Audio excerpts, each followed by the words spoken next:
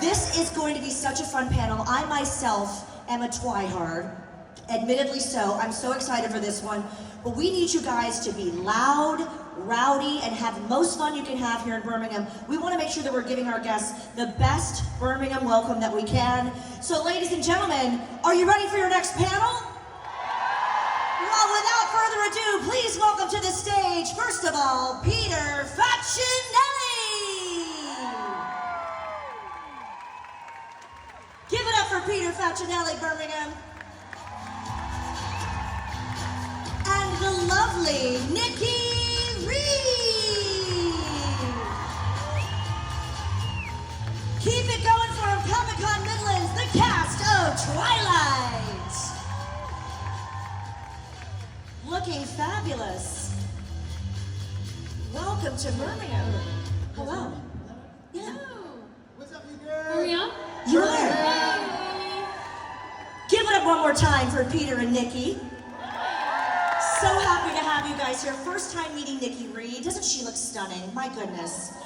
Doesn't Peter look stunning as well? She cheered for you. That's very sweet. Well, first of all, I don't look a day over 250, right? My Carlisle's 350, but I don't look a day over 250. right. 249. 249. Isn't I that got sweet? you, babe. Well, first of all, you're no stranger to this Comic-Con scene. How's it been going for you with your adoring fans here in Birmingham? I have a blast. I don't think you. I've been smiling all day. You know, people come up to me, they hug me and tell me they love me for 2 days. It's the best therapy in the world. Thank you. I love you right back, though. So thank you. Nikki, how's it been for you so far with your adoring fan base here in Birmingham? Oh, it's so lovely to see you all. So many people saying it's been, gosh, I don't know, 10 or 15 years since I've been here, so thanks for having me. Aren't we so glad they came all this way? Yes. Well, I don't know about you guys, but I mean, I loved Twilight from the beginning, but even I was very surprised what a phenomenal franchise it became. I mean, obviously it's a global phenomenon. Did that surprise you, how quickly it latched on to be just, you know, this iconic franchise? Go ahead. You take that one.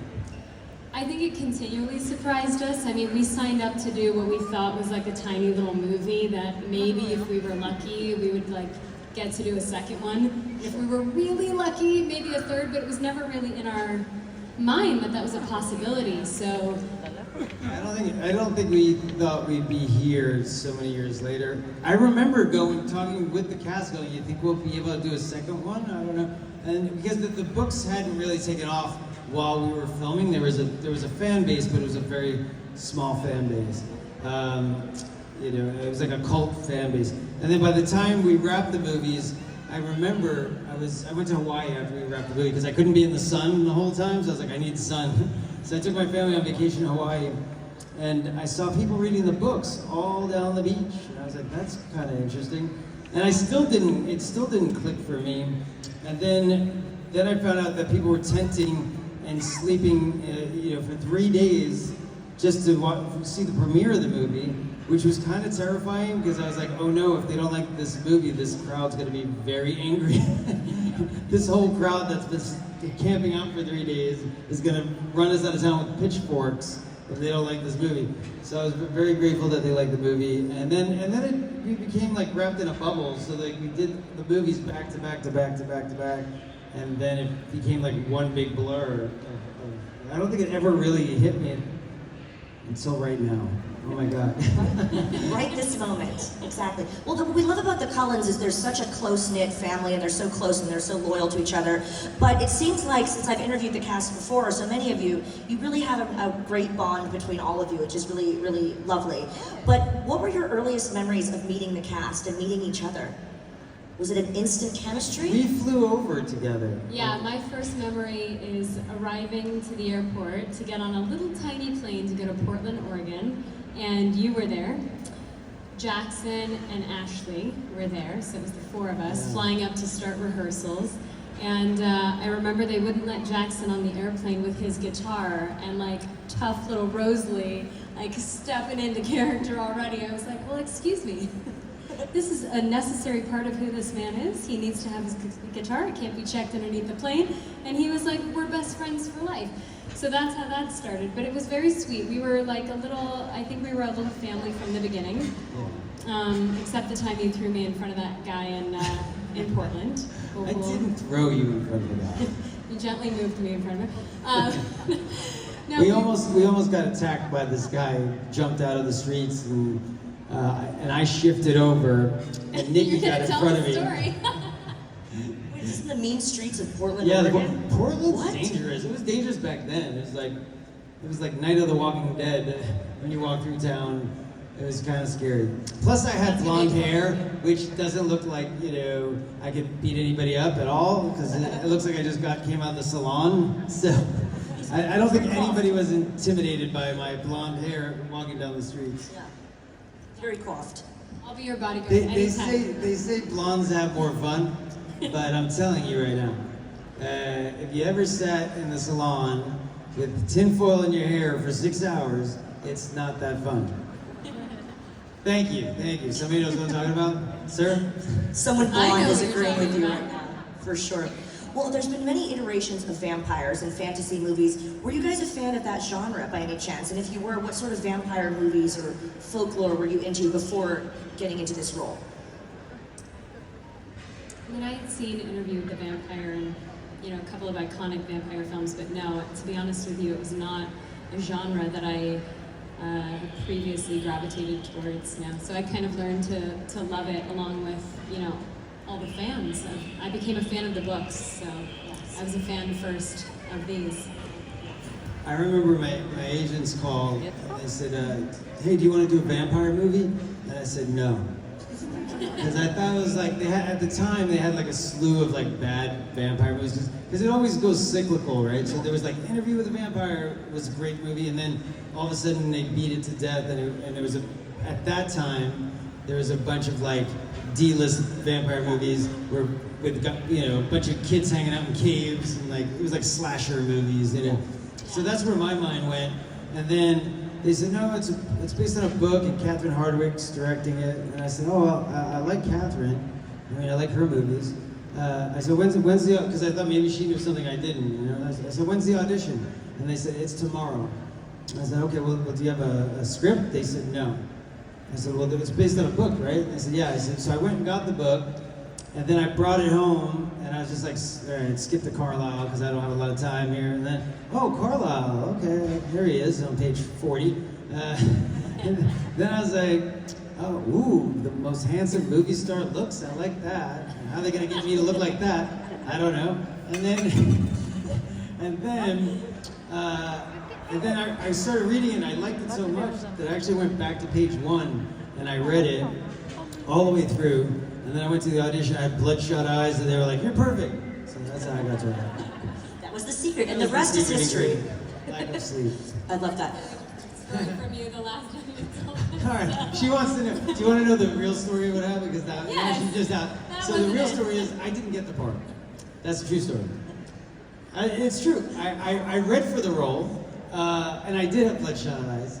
And I went in and I read, and I thought I did a good job. And I had so much fun with Catherine, and she gets in there with you, like she reads with you. So like at one point, like I'm playing Carlisle, and she's Bella, and I have like my hands on the director's thigh, and I'm like, if this is gonna look weird if somebody walks in the door. And then I said, to my agents the next day, I said, hey, how did it go? And they said, well, you're on a list. And in Hollywood, that means it could be a list of 50, a list of 5, a list of 2. Nobody knows what this list means. And then I call every couple of days, so any news? Oh, you're still on the list. And then finally, I got a call about 2 weeks later, and I said, any word? And they said, yeah, you didn't get it. And I was so bummed. I was like, man, I really thought I did it well, well in the audition. And so for a couple of days, I was kind of bummed. And then I went to another audition. And in the lobby, sometimes you gotta wait to get in the door, there was a book on the table. And the book was a book that said 100 years of vampire films. And in the book, there was like Bela Lugosi and Interview with a Vampire, and it was like this really cool book with vampire movies from like the 1900s till present day. And I sat there in the lobby looking at this book going, well, thank you, universe, God, for rubbing it in that I didn't get this movie. But I liked the book so much that I copied the name down and I sent it to Catherine because I thought, well, maybe there'll be another second movie or a third movie. Maybe I could be in that one and I'll just wish her well. And I inscribed it. Catherine, had a great time in the audition with you. I hope that you make one of the 100 years of great vampire movies and it makes it in this book one day. And that's it. I left it alone because it was a kind gesture. And then a couple of weeks later, I got a call that the actor that they actually cast, because they wanted to go a little older with that role, they said he either his deal didn't work out or he passed on it. And they said to Catherine, who do you want to go to next? And she had just gotten my book that day. So I got jumped to the top of that list. And she said, well, what about Peter Facinelli? And they said, oh, that's great, sounds great to me. So I always joke that I bought my role for $29.99, and that's how I got Twilight. So there you go. We love that. Kindness pays off at $29.99. That's a bargain. I have one more little tidbit to that.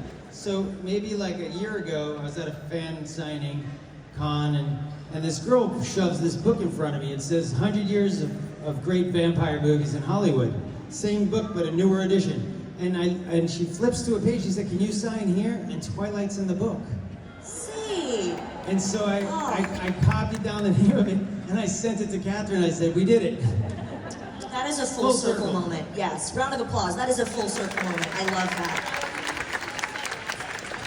Now, we're going to go to our fan questions in just a minute. Just Twilight-related questions. If you want to line up at the microphone, I just have one more question before we get to your questions. Now, Peter, I was obviously a fan of your previous work. I had to mention Can't Hardly Wait in one of the panels. Love it. And obviously you from 13, I knew your work as well. But I'm unfamiliar with how you got the role in Twilight. If you can walk us through the process that led you to the role. So, hold on, I gotta rewind 15, 17 years for a second. This is not a story I tell often. Oh, hi! How are you? You coming up?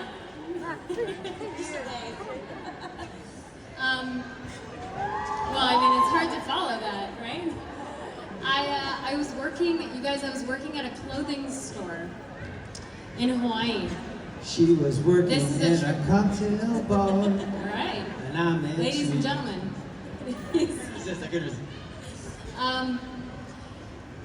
Clothing store. So in between every film I've made in, my previous career in entertainment, I would leave. Sorry, I don't want to make it too serious in here, but I would leave in between each film to go and experience life. Culture, language. This was one of those moments. So not only did I do this pre-Twilight, but actually in between each Twilight film, I would leave and I would get these calls, usually from an agent or a manager going, where are you, Nick? You need to be, don't you want to be at the MTV Movie Awards? And I would go, I do, but I really am having a great time learning Greek right now. And so I'll be here for a while, or I'm in school in this country, or I'm working, this job here or there. And I think the reason, which is now, translated into this next chapter of life that I'm in now, I run 2 companies, is that I was always called to experience life maybe in a different way, or creativity in a different way. And so cut to your actual question, which is, I was working in a clothing store, and I was pretty damn proud of myself because I had just moved up to a manager position. And I was opening and closing the shop, and I got a call from Catherine. I had worked with her. We did 13 and Lords of Dogtown together. I don't know if you guys have heard of those films. Okay, a few of you. And she said, hey, listen, there's a really cool book that I want you to read. And I think it might end up becoming, a series, possibly. At the time, a trilogy, because there wasn't a 4th book yet. And I was like, gosh, that does sound great, but I really like my job right now. So I said, you know, thank you, but let's talk in a little while. And so I was actually the first or second one cast in the films because of this. And I flew, you know, a couple back and forths, and so I agreed to leave my little job and go experience this new thing, which would then turn out to be 15 years of life. And I flew to Los Angeles and I met with Stephanie and the producers, and yeah, I think I was number 1 or number 2 cast. That's the story, but the moral of that story is just that, especially as women, I'll just say to all of you, I know there are a lot of women here, it's really nice to not let one thing define you, you know, and to not be afraid to explore some other, you know, path or adventure or passion. It doesn't matter how old you are. I mean, I'm 37, I just had my birthday. I'm 37 years old now, so I'm an old lady. And I'm still, I know, you know, I'm older than you were when I met you. I was 36. That's pretty wild, right? I was 19. Couldn't go to the bar with you guys yet. I wasn't cool enough to go to the bar. But it's nice to feel like no matter how old you are, especially as a woman, it's never too late to say, you know what, I want to explore that, I can try that, I want to do that. So take that for what it is, put it in your back pocket.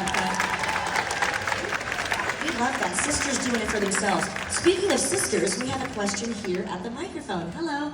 Hi, my question's for Peter.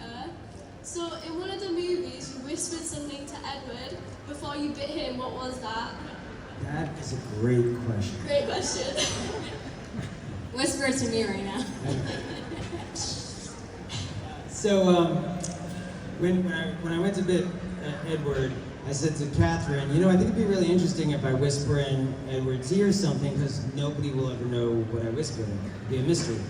And she said, I love that. So I whisper in his ear, and then I bite him. And I'm going to tell you guys today. You guys, you're the only ones. Don't let it leave this building. Okay, so on the first take, I whispered in his ear, I'm sorry. Because I felt like Carlisle didn't really ask for permission, and you should always ask for permission. Especially when you're gonna damn somebody to eternal life. So he felt really guilty, and he wasn't sure he was making the right decision. So I said, I'm sorry, and then I bit him. And then the second take, I said, Rob, you're so handsome. and I bit him, and he smiled a little bit, and that's the take that's in the movie. So when you go back, watch that take. Little smirk on the side. We love that. Round of applause for some insider info. Just between us, right, Peter? Just between us. Hi there. Hi. Oh, hi. Hi. What song do you think would best describe your characters? Personally, I think Rosalie would be Who's Afraid of Little Old Me by Taylor Swift. Ooh. Ooh. But that's just me. Can I borrow that? That's a really hard question. It's a great question, but I think I need more than 8 seconds to think about that. Oh, wait, what do you got? What do you recommend for me? Yeah, you answer the question. Oh, dumb. I want to know what your recommend is for me now. Now I'm curious. I don't know. How about I Feel Like a Woman by Shia Twain for you? I'll take it. Let's go, girls. I was thinking something Frank Sinatra-y, Yeah. Yeah, he's old. but that's life. Not anymore. There's a whole new career for you happening right now. That's eternal life. See? Eternal Great life. question. Thank you. Hello. Hi. What was your favourite movie to film and why? I always say the first one because for me it's the most nostalgic because it's where it all started. There was something really special about that first one for a lot of reasons. Like one, it felt like we didn't know what we were making, so there was an innate kind of nervousness of like, what is this thing we're doing? Is it going to be good? Like, who knows what it's going to be? And when we went out, like, it was crickets. There wasn't any fans, in the middle of Portland. I remember going out one night to like an open mic night, and Rob got up and played the guitar, and Jackson got up and played the guitar, and I got up and did comedy. I'm just kidding. Is this thing on? So like there was nobody in the bar, and then when the second one came out, like we could barely ever go out like anywhere. So we ended up staying in a lot, which was very bonding as well. But that first one also, I just like the way it was directed too. I always loved what Catherine did with it, with the bluish hue, and she shot it more documentary style, so it gave the camera like movement to everything. Yeah, and it was just that first experience. But I like them all. There's different things about the movies that in each one that I like, but I always say the first one. Thank you. What's everybody's favorite of the 5? Number 1? Let's do this. Twilight, raise your hand. Okay. New Moon, raise your hand. Okay, a few Team Jacobs. Eclipse, raise your hand. Breaking Dawn 1, raise your hand. Breaking Dawn 2, raise your hand. Vampire Diaries, raise your hand. Okay, I know you're waiting for. Like when these Twilight people getting on stage, I can see Damien. That's a very divided crowd. Thank you for that, guys. Thank you. Thank you. Good question. Hello. Hi. Hi. What is your favorite thing about your character? I love how honest she is. I think I really like someone who can speak the truth and who isn't afraid to be a part of the less popular vote, you know? I like that too. I feel like that's like you though too. Like you're very like straightforward, honest, truthful. Don't sugarcoat things, and I've always admired that about you. Oh, thanks. And for Carlisle, I like. I mean, his compassion is really a beautiful thing. How he can be like the calm in the middle of a storm. I mean, I like more of that. You know, just the calmness and the feeling of being this rock for everybody. You know?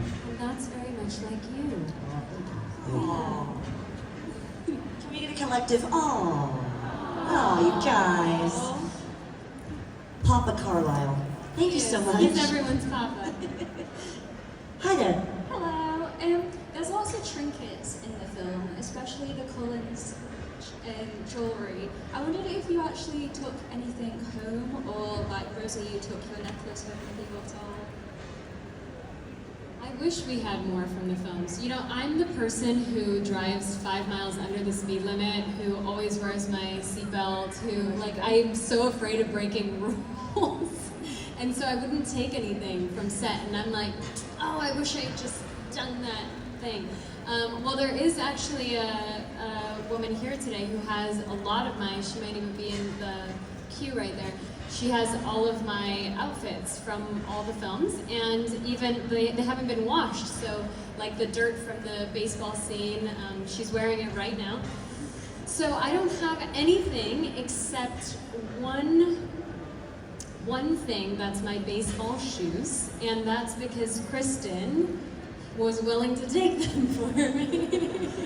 So you made her steal them? I did not. No, So that you is a didn't have- manipulation of words. Okay. She actually did it and dropped them off Oh. to me and said, I know that you won't take anything, so I want to make sure you have something. That's a good friend. It was very sweet, and I actually really treasure those, and they're in the top of my closet. I can see them every day.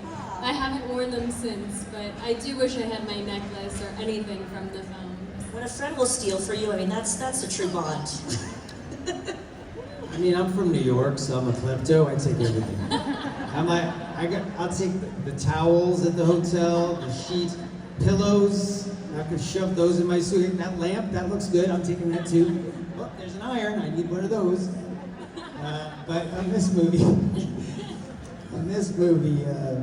I just took Carlisle's ring. Maybe, if anybody's listening, I didn't. But maybe I took it. And then on the second one, they were like, "Do you have Carlisle's ring?" I was like, "No." And they're like, "Can we search your bag?" I was like, "Those pillows aren't mine." But the funny thing is, they made these replicas of, you guys have the same exact ring as I do. If I put my ring in a bowl with the replicas, they were so well made, I wouldn't be able to know what the difference is in the ring. So everybody has a Carlisle ring. And they did a really good job doing that too, because when I was a kid, they never made replicas that good. It was always like plastic, right? But they did a good job replicating replicating the jewelry. Yeah, the attention to detail. Our vendors have a lot of the jewelry. Now, show of hands, who had Cullen jewelry and Twilight merchandise? Yep. I had your necklace, Nikki, and I think I have it somewhere, and I have Alice's, yes. The Cullen necklace, yes. Merchandise. We're going to do one final question. Thank you so much. Hello there. This question is for Peter. Where were you when you found out you got the role for Carlisle? Oh, I just told that was the crazy story that I told about the book. Sorry, I went into that story. She also was at the table. I said, ask this question because it's a good story. So I'm going to give you another question because I already answered that one. That was the whole book that I gave Catherine, and I remember I was home when I got the call that I actually got it. So it was full circle. But let's give her another question. What was your favorite outfit? Ooh. Oh, that's a really good one. That's a really good one.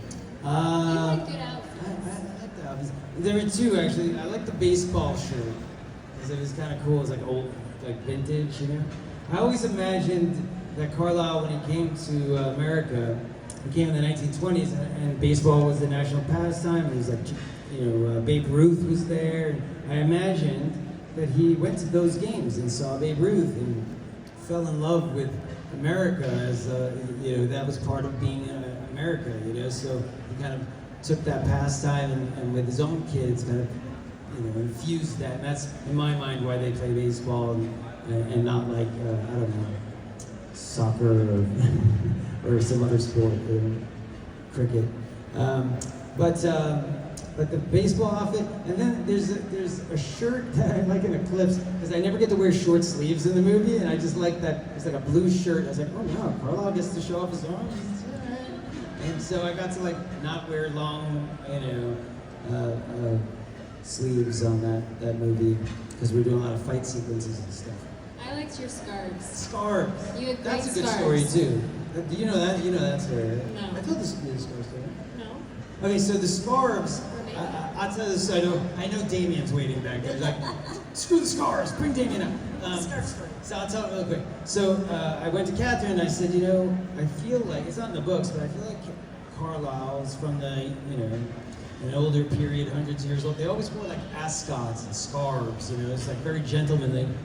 And I thought, I'd like to like carry that down, like it's something that he still holds on to from his past. And so I thought having that, also to me felt like he was scared. He was very vulnerable about his neck because maybe he got bit on his neck. So it was a dual purpose, like bringing that gentlemanly quality down from the ages, and also having this, security blanket around him. And so we wore these scarves in the movies, and I felt like that was like he was like a distinguished gentleman, right? And then second movie, I wore scarves, distinguished gentleman, protect the neck. Third movie, we get into this scene where we're gonna go battle these, do some fight sequences.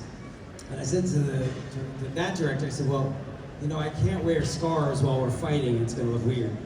I don't want to be like sashaying people with the scarf, right? And it's going to be flopping around. So I said, well, I need to figure out a way to get rid of the scarves.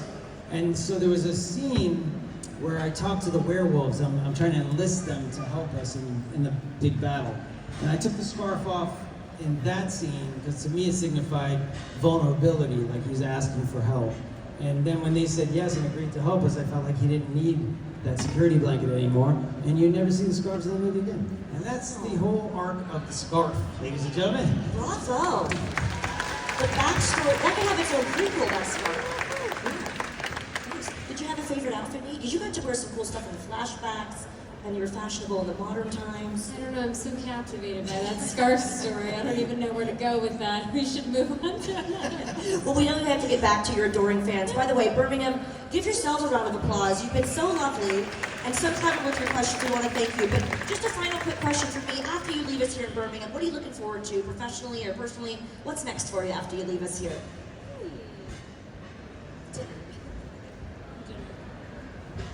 Well, we've been talking about spending more time together, all of us as a group, which is really sweet. We kind of went off and... You like Italian food? Sure, you want to should we do that? Peter invites all of us to his house all the time. It's just hard to wrangle all the children, You've got all of us all of his kids. We're all living in different places.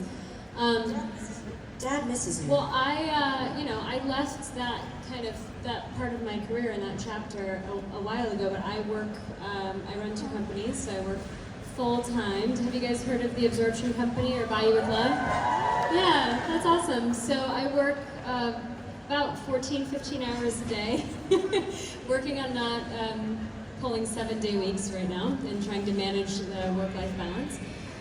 But I think that's what's on the horizon for me. I'm gonna head home and get back to work. This has been a really nice, break from reality, and it's been fun. I've done a few of these now with these guys, and it's been pretty sweet. So I've got 2 companies to build. I'm gonna go to Italy after this. I have a holiday in Italy for a week where I'll be meeting up with the Voltori and be looking for them. Last time we left off not on such good terms, so trying to get ahead of this one. But I'm bummed. Is this thing on? This is comedy gold. Okay, bring in Damien. And then I'm gonna go direct a movie in Canada. So that'll be fun. In Canada, yeah. Kenya would be way more interesting. Canada is I'll be in Canada directing a film, a romantic comedy actually. So really exciting. Are there scarves? Are there scarves in your next project? You know who's actually in it? Seth Green is the lead in it, and Ashley Green is in it.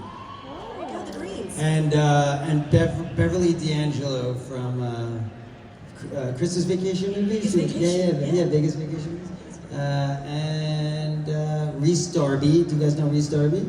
He's in it. Matt Walsh. I'm trying to think who else. Oh, we got 2 people that we're talking to that I can't say yet until we close our deals.